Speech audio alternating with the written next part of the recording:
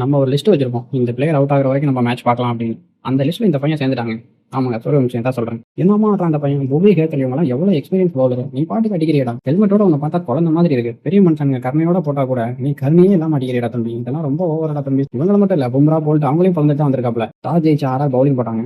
First பாலே assault பண்ணிட்டானுங்க. இந்த Hetmyer பத்தி பேசியே ஆகணுங்க. ஃபீல்டிங்ல பெரிய அசட்டா இருக்காரு இருக்கு. கேட்ச் ட்ராப்லாம் ரொம்ப ரேர். அதை கேட்ச் அள்ளி போட்டு போயிட்டே இருக்கு.